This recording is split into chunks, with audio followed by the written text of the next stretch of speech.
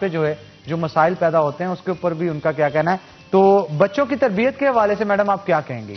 बच्चों की तरबियत आजकल उस तरह से नहीं की जाती जैसे कि वालिदैन को करनी चाहिए।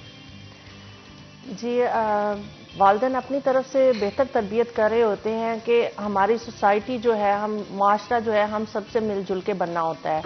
तो बेसिकली हम बहुत सारे फॉल्ट्स कर जाते हैं। मैं अपने सवाल का जवाब देने से पहले ये कहना चाहूंगी, थोड़ा सा इन बात आना चाहूंगी कि एक माँ जो होती है उसको पूरी एक नस्ल को संवारना होता है और एक माँ ने अपनी नस्ल को परवान चढ़ाना होता है। तो उसमें माँ का बहुत किरदार होता है। आज बढ़ती हुई जो खराबियां हम देख रहे हैं, कहीं ना कहीं उसका मैं कहूंगी कि कहीं ना कहीं प्रॉब्लम माँ की तरबियत में भी दिखाई दे रही है। पहली मदर्स की तरबियत में और आजकल की मॉडर्न मदर में कुछ फर्क आया है और उन फर्क की वजह से हम बेहतर तरबियत नहीं कर पा रहे हैं। हम ये नहीं कह रहे कि हम गलत हैं, नो डाउट हमारी ये चीज़ें जो हमें आज मिली हैं, ग्लोबल दौर है, हमें इंटरनेट जो है ये एक हमारी सहूलत है, लेकिन इसका पॉजिटिव यूज़ नहीं हो रहा कि जिसकी वजह से पेरेंट्स जो है वो बच्चों के ऊपर चेक एंड बैलेंस भी नहीं रखते हैं। उसका रिजल्ट अल्टीमेटली क्या होता है कि बच्चा जो सोसाइटी में जब जाता है तो वो बहुत सारी नेगेटिविटी कर रहा होता है। वो सारी घर से नहीं बच्चा सीखता।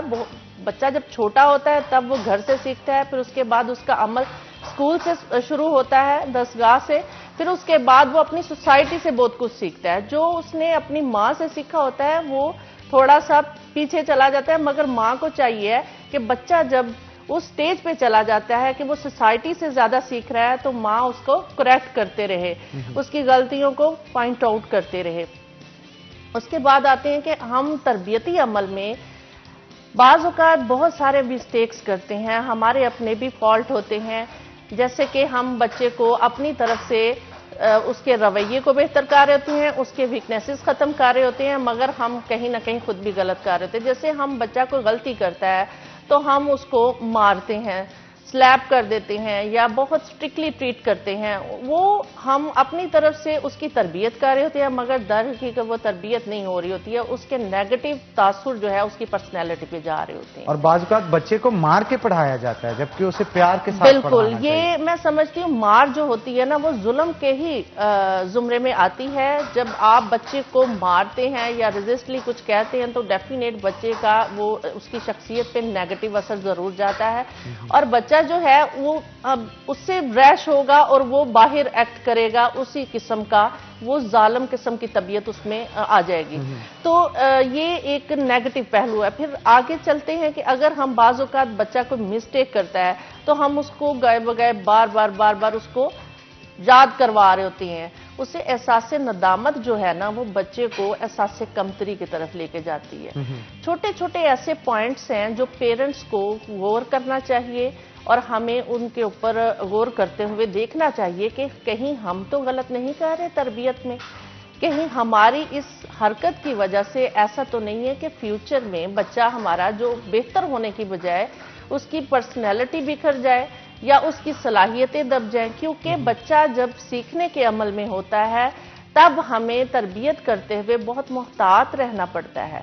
फिर अगर हम उसकी सलाहियतें छुपी हुई उभार नहीं सके तो मैं समझती हूँ कि गुड पेरेंट्स नहीं है। मैं समझती हूँ कामयाब वालिदैन वो होते हैं जो कि जिनकी औलादें कामयाब होती हैं और उनके लिए एक खूबसूरत आने वाली जिंदगी होती है।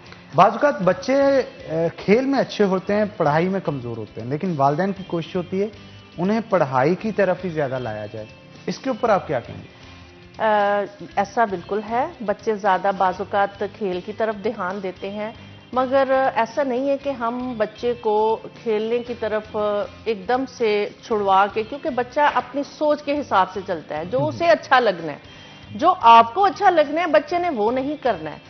आप देख रहे हैं कि ये इसके लिए, इसके मुस्तकबिल के लिए बेटर है, ये नहीं है, आपने उस हिसाब से बच्चे को टर्न करना है। अब यहाँ पे जरूरत है कि हम बच्चे की नफ्सियात को समझते हुए उसको मोल्ड करें आहिस्ता आहिस्ता।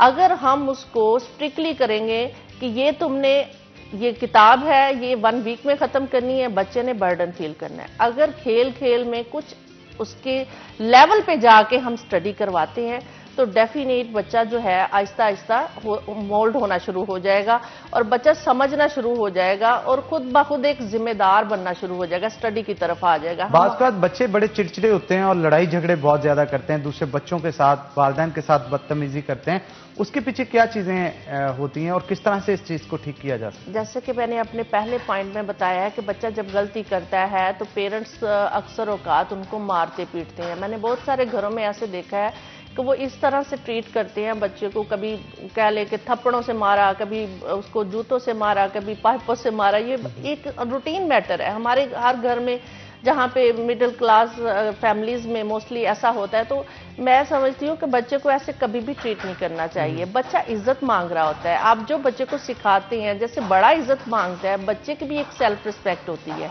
आप जब उसकी सेल्फ रिस्पेक्ट को मजरूह करते हैं तो बच्चा जो है ऑटोमेटिकली अंदर से सोचता है कि ये मेरे साथ ऐसा ट्रीट करते हैं, मैं भी ऐसा ही ट्रीट करूंगा।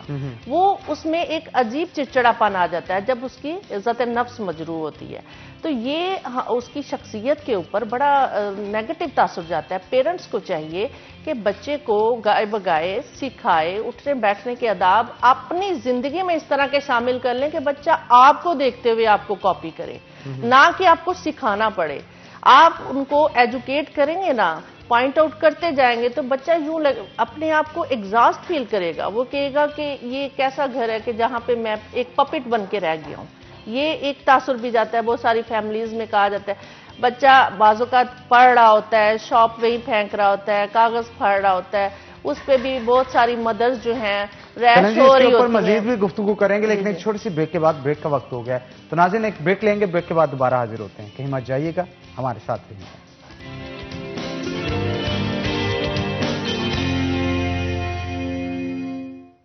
वेलकम बैक नाज़रीन, ब्रेक के बाद खुशामदीद। मैमूना हुसैन हमारे साथ मौजूद हैं, उनसे मजीद गुफ्तगू करते हैं। मैडम क्या कहेंगी, घरेलू झगड़े भी तो दिन ब दिन बढ़ते चले जा रहे हैं, मियाँ बीवी की लड़ाइयाँ जो है वो तूल पकड़ती जा रही हैं। 2020 की बात की जाए तो उसमें एक रिपोर्ट के मुताबिक जो कि कॉरपोरेशन की जांच से शाया की गई थी, उतना शादियां नहीं हुई थी जितनी डाइवोर्स हुए। उसके पीछे क्या वजूहात हो सकती हैं? एक दूसरे के साथ लड़ाई झगड़े बढ़ते बढ़ते तूल पकड़ जाते हैं, उस पर क्या कहेंगे आप? इसकी बेसिक रीज़न जो मैंने ऑब्जर्व की है कि ख़वातीन का मॉडर्न होना भी मैं समझती हूँ बैड नहीं है। ख़वातीन का एजुकेट होना, उनको जैसे हमारे सोशल मीडिया ने बहुत ज़्यादा आजकल एक ट्रेंड सेट बन गया है कि उसके पीछे भाग रही हैं फैशन की दुनिया में, बाकी जगहों पे।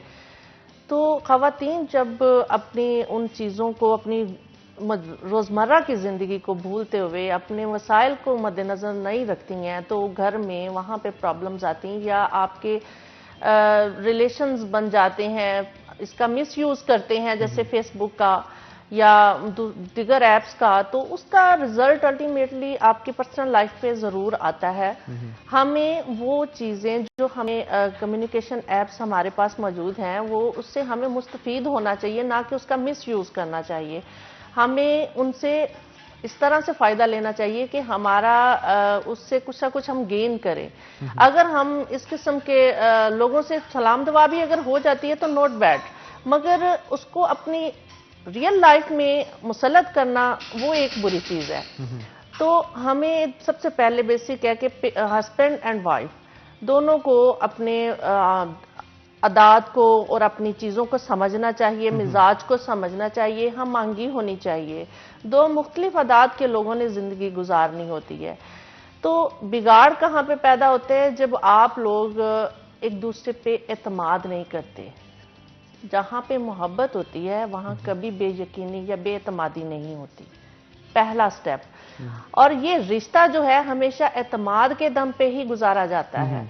और ये रिश्ता मैं समझती हूँ कि ये बहुत मजबूत रिश्ता भी है, बहुत नाजुक रिश्ता भी है, और ये रेशम की डोर से बंधा हुआ रिश्ता है। रिश्ते बेसिकली कंप्रोमाइज से ही निभाए जाते हैं। कंप्रोमाइज जो है वो सही रिश्ते निभाने का नाम है।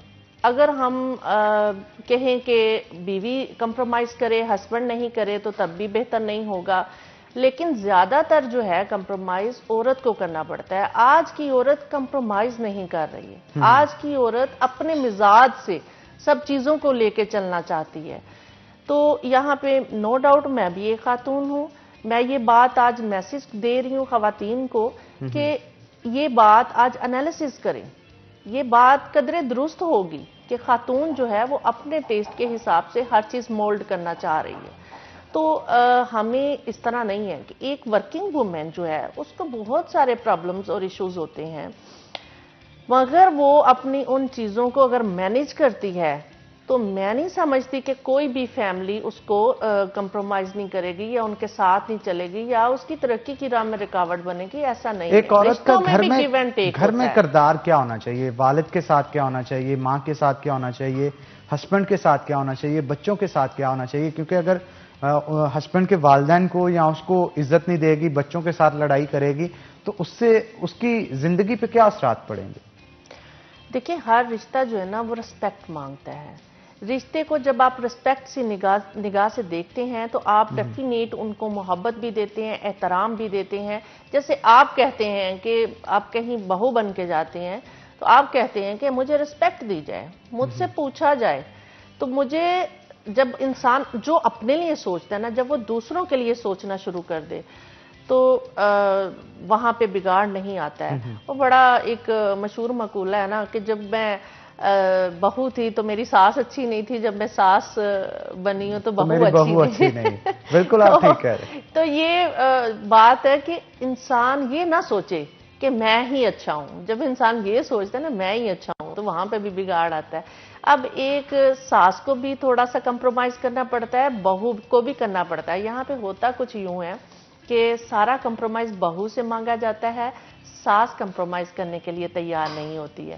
सास बहू एक ऐसा, आप जाते हैं कहीं से पौधा लेके आते हैं, वो लगाते हैं, तो बहू भी एक ऐसे बीज की मानद है कि जिसे आप उगाते हैं तो आप कहें कि फौरन फल दे दे। आप कोई भी दरख्त लगाते हैं अपने घर पे, पहले बीज लगाते हैं, उसको पानी देते हैं, उसको बड़े होने का इंतज़ार करते हैं, फिर उसके बाद कहीं जाके आप फल खाते हैं उसका। बहू की जो होती है हालत वो भी कुछ यूं ही होती है।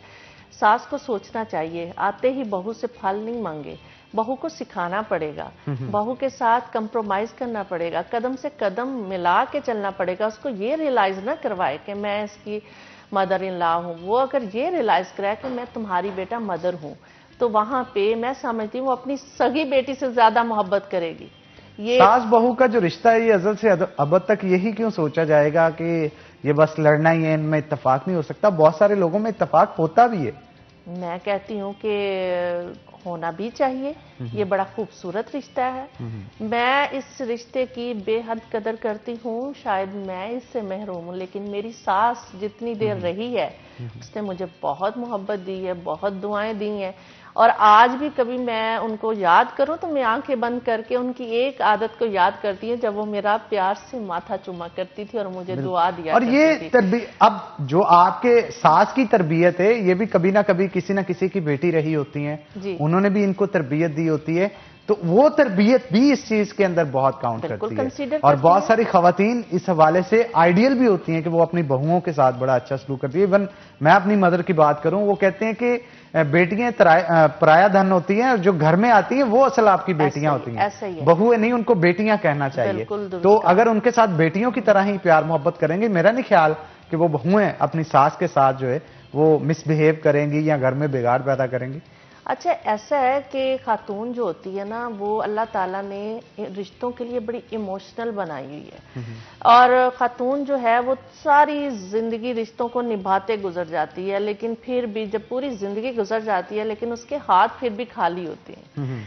अब बड़ी मजे की बात और बड़ी गहरी बात है, हाथ खाली क्यों मैंने कहा है, वो इस तरह से कि देखें वो बहू बन के आती है, वो अपनी तरफ से सारे रिश्तों को समेट के वो अपने साथ लेके वहाँ प्यार भरे रिश्तों में वो चलना शुरू करती है, हर रिश्ते को सींच के रखती है, उसके मिजाज के हिसाब से चलना चाह रही होती है कि मुझसे कोई नाखुश ना हो।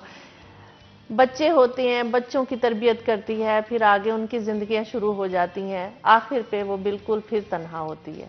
ऐसा नहीं, देखिए आप जब अपने किरदार का अच्छा काम कर जाते हैं ना, आप आने वाले नए मेंबर्स के साथ भी जब अच्छा सलूक करते हैं, आप कहते हैं कि मेरे बेटे की खुशी है, मेरे बच्चे खुश रहें। जैसे आप बचपन में बेटे को हंसते हुए माँ खुश हो रही होती ना, अगर जवानी में वो अपनी बीवी के साथ खुश हो रहा है ना, तो आपको ज्यादा खुश होना चाहिए कि आज मेरे बेटे की खूबसूरत अज़वाजी जिंदगी गुजर रही है, उस पर खुश हो, उस पर बलाएं दे। बाजका तो होता है ना, कहते हैं लैवी आंधी कब्जा कर लिया। नहीं, ये गलत सोच है। हमने भी कभी किसी के बेटे चले जी, के इस साथ पे मजीद जिंदगी गुफ्तगू गुजारी करेंगे, है। लेकिन एक छोटी सी ब्रेक के बाद। तो नाज़रीन, एक ब्रेक लेंगे, ब्रेक के बाद दोबारा हाजिर होते हैं। कहीं मत जाइएगा, हमारे साथ रहिएगा।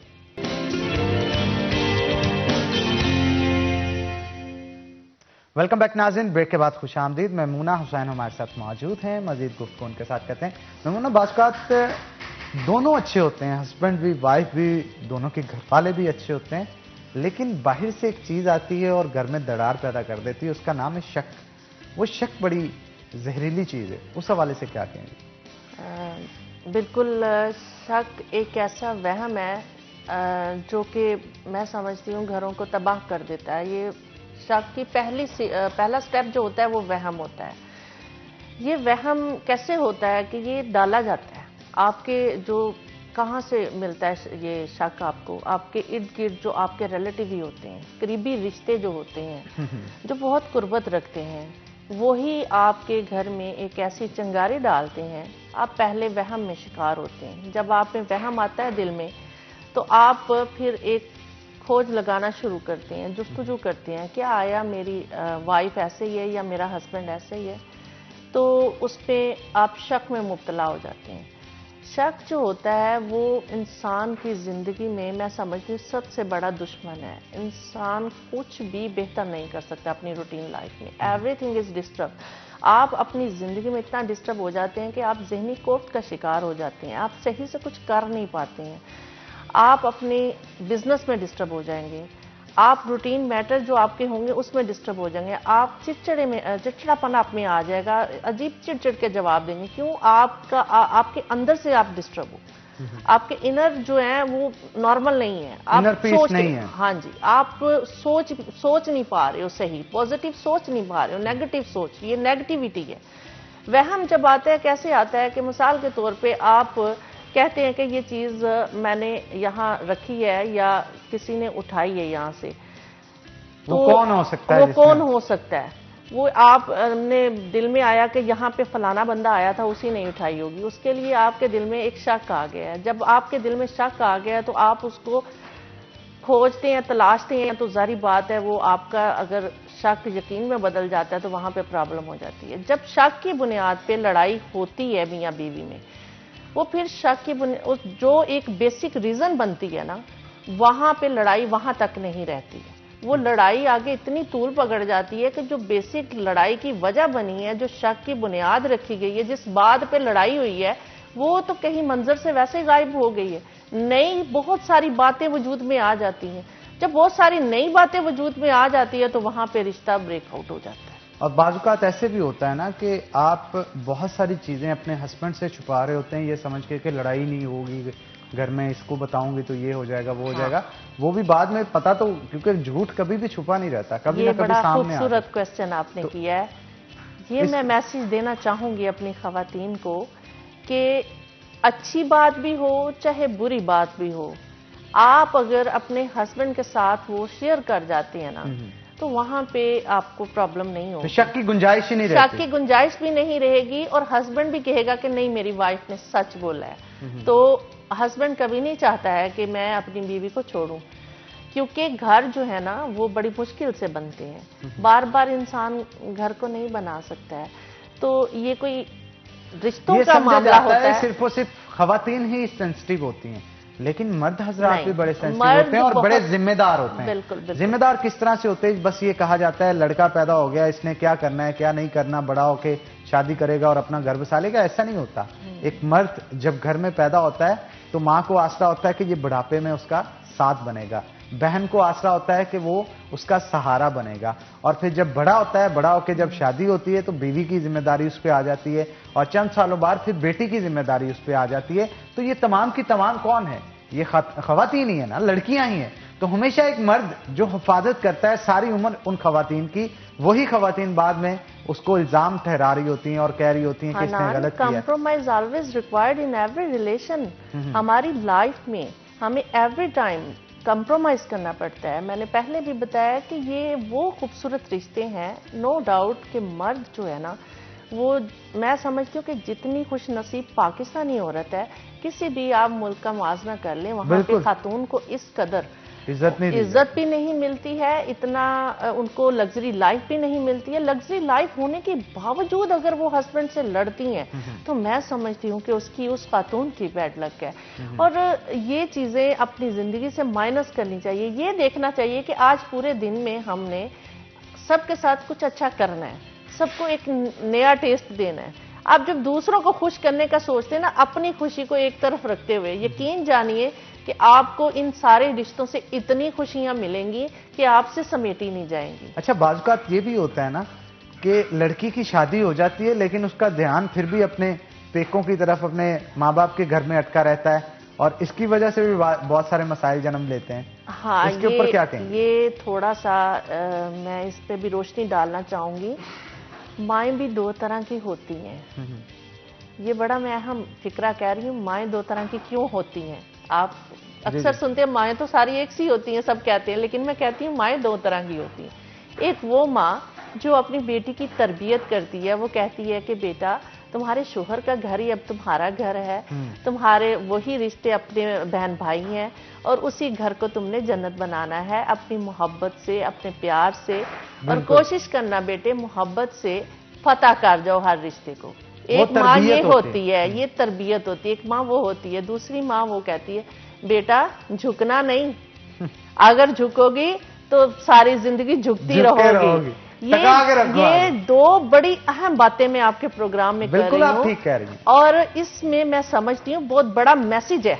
अगर माँ, मैं कहती हूँ कभी भी मोहब्बत को नफरत से नहीं जीता जा सकता, मोहब्बत को हमेशा मोहब्बत से जीता जा सकता। बिल्कुल सही है। तो आप कहीं पे कोई आपसे नफरत भी कर रहा है ना, आप उसको दो लफ्ज मोहब्बत के देते हैं ना, तो उस बंदे की सोच और माइंडसेट आपके लिए चेंज होना शुरू हो जाएगा। और सबसे अहम बात कि आप देखें कि अक्सर लोग आपके लिए फील्ड में या किसी भी प्रोफेशन में प्रॉब्लम कर रहे होते हैं, आप उसको नेगेटिव कोई रिमार्क्स नहीं देते हैं, आप उसके लिए कुछ बुरा नहीं करते हैं, आप फिर भी मोहब्बत से ट्रीट करते हैं, तो वो बंदा आहिस्ता आहिस्ता मोल्ड होना शुरू हो जाएगा कि ये बंदा तो मेरे लिए बहुत पॉजिटिव सोचता है, मैं क्यों नेगेटिव इसके लिए कर रहा हूँ। एक ना एक दिन इंसान के इनर से आवाज जरूर आती है, और वो होती है ज़मीर की आवाज। तो ये वो बातें हैं जो हम अप्लाई करें तो बहुत अच्छा कर सकते हैं। यूं होता है कि स्टेप्स उठा लिए जाते हैं, लेकिन वक्त में आगे जाके आपको पता चलता है कि कितनी बड़ी जिंदगी में गलती कर ली आपने, लेकिन तब वक्त गुजर चुका होता है। तो उन लोगों को क्या पैगाम देते हैं आप, जिन्होंने मतलब अपने हस्बैंड के साथ या अपनी बीवी के साथ या फिर उनके वालिदैन के साथ जो मुनासिब रवैया नहीं रखा होता? देखिए हनान, मैं एक छोटी सी मिसाल देना चाहूँगी। मैंने ये खुद बहुत खूबसूरत बात तहरीर की थी कि रिश्ते जो होते हैं ना, वो दरख्तों की मानद होते हैं। इंसान बाज़-औक़ात अपने मफादात की आड़ में उनको काटता चला जाता है, मगर जब वक्त की कड़ी धूप उसे झुलसाने लगती है और वापस उन्हीं दरख्तों की छाँव में आना चाहता है, तो वो दरख्त सायादार नहीं खारदार बन चुके होते हैं। क्यों बन चुके होते हैं? उनके अपने रवैयों की वजह से। फिर वहां आपको साया नहीं मिलेगा। तो ये बड़ी खूबसूरत बात है। इसलिए हमेशा जो है ना, रिश्तों को सींच के और प्यार से रखें, और हर कदम पे एक दूसरे को खुशी दें, ताकि आप लोग जो हैं एक दूसरे के साथ बैठ के एंजॉय करें। आज देखें कि हम लोग जिंदा लोगों से बातें कम करते हैं, हम मोबाइल से ज्यादा बातें करते हैं। अच्छा, वैसे खाना भी हमारा आज की डिश भी तैयार हो चुकी है, तो डिश से याद आया मुझे, सास बहू की लड़ाई इस चीज पे भी बड़ी होती है, हंडिया किसने बनानी, इसके ऊपर क्या कहेंगे आप?